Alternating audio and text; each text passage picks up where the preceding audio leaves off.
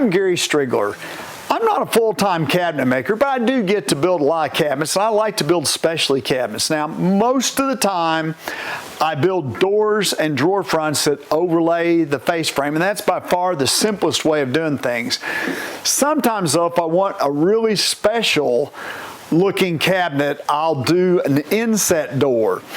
Now, if I want to go just a little bit further, I do what's called a beaded inset opening, which is, I think, just one of the nicest looking details you possibly can. It's very much a furniture looking detail, and it is pretty traditional. What I want to share with you today is how I do that, and it's really not that difficult. It just takes a little bit of time. But the key is going to be making the beaded molding that goes around the inside of the opening. And then I'm just going to share just a couple real quick things that you need to know when you're installing the doors and the drawers. But first, let's take a look at making that beaded molding. So this is what the beaded molding looks like run around the inside of the face frame. And the key to it is, and by the way, this really stands out when you paint, is this little shadow line. You have this really nice soft radius, but that shadow line is what's absolutely critical. How did I make that?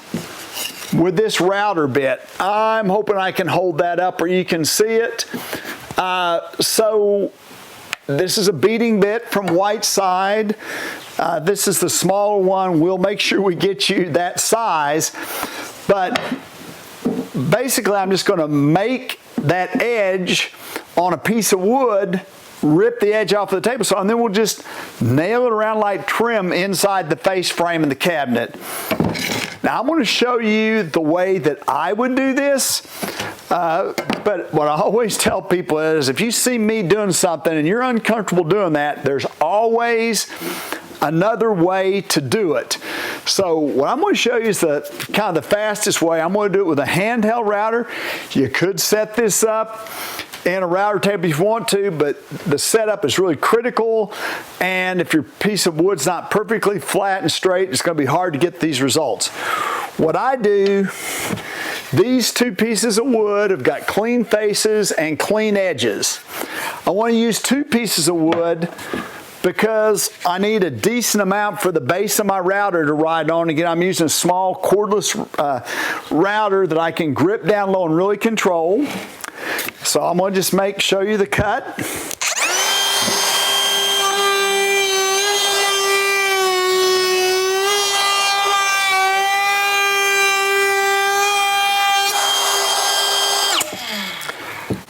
Having two pieces gives me more from my router ride on. I'm going to do, there's one cut. I'm going to go ahead and do the same thing the other. You know, the width of this doesn't really matter as long as you have enough in between for the bearing to ride on. And at the end of this cut, I'm going to purposefully, hopefully it'll just be at the end, it may be before that, but hopefully at the end I'm just going to kind of purposefully make a little boo-boo so you can see what happens if you do make a mistake and how critical it is to keep the router flat.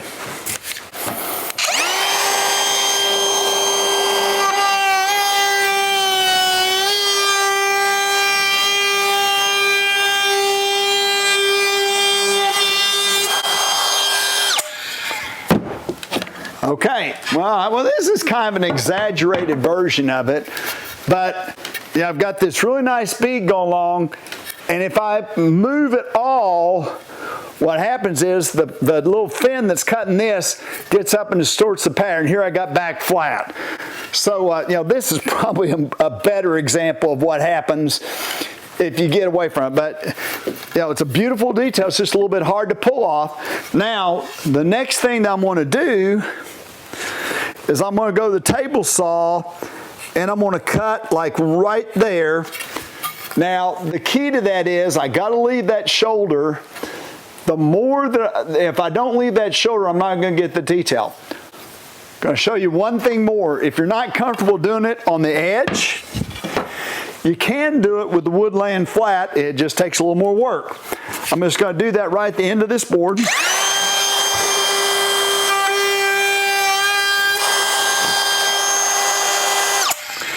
So, yeah, I made that cut with the router laying flat like this. That's a cut a lot of people are a lot more comfortable with. When I do that, I have to make a second cut. I would set my table saw up to come back 3/4 inch or 13/16, depending how deep my face frame was, make a cut there. Then I come back and make this cut. So if you're not comfortable doing it the way I did, you can do it, route it coming flat, make the cut at 3/4 and then come back there. We're just going to step over the table saw and just get a tiny bit of footage of me cutting a piece of that molding off. One of the other keys too is now, as tight as this is, you're going to want to have a sacrificial wooden push block that you can just run right over it. Again, our goal is to always keep our hands at least 3 inches away from the blade.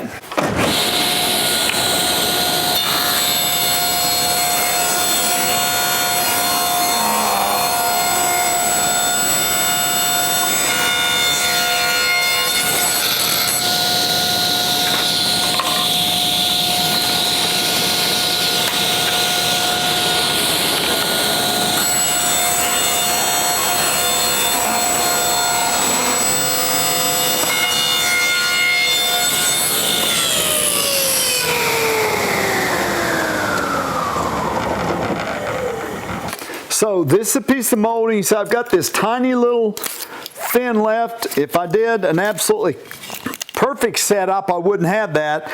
But I would much rather have a little bit of wood left where I get a bolder shoulder than to cut it all into that. So a lot of times I'll leave just a little bit there. You have to come back and kind of sand and work it off. But that's how I make the molding. Now, all we got to do is show you how that molding installs, and you'll be ready to do beaded openings. So here's a small cabinet I built that has the beaded face frame with the inset doors. Now, you do also have to be super careful when you do this. Everything's got to be square when you build it, and often you want to maybe make this door a little bit oversized so you can fine tune it to fit the opening, but the goal is to have a nice reveal all the way around.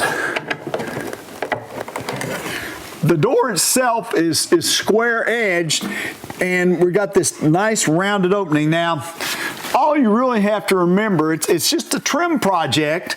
You just cut these pieces around and line up the front of the bead with the front of the face frame. The thing to remember is the long point of your miter is always going to be cut with the side that's got the, I don't know what you call it, reveal or whatever. You always want to cut that against the fence. The long point will always be where we've got that little reveal piece. And then again, it just miters around in there. You nail it in place with headless pins. Now, the only other thing that you need to know, this is an inset door hinge. And so I had to put blocking back inside. When I have face frame, I put blocking back inside for that hinge. I'll kind of show you the hinge in a second. And then for the drawer, we want the face frame of the drawer to be flush with the front. So basically, I just put some blocking behind my face frame and installed my drawer slide, the front of the drawer slide with the back of the face frame. So it's just a small detail. You do need to make sure you have enough depth in your cabinets, but most of the time we're building our cabinets a couple inches deeper than the drawers anyway. But just install the drawer slide with the front of the drawer slide, even the back of the face frame, and then you also have to make sure that you have the inset door hinges.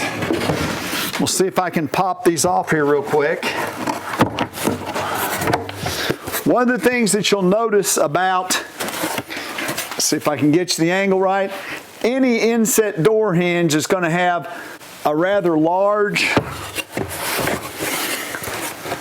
it's got a rather large bend in it. That large bend, that's what allows you for the door to be inside and then throw out and miss that face frame. So it's also a really good idea when you get ready to do that.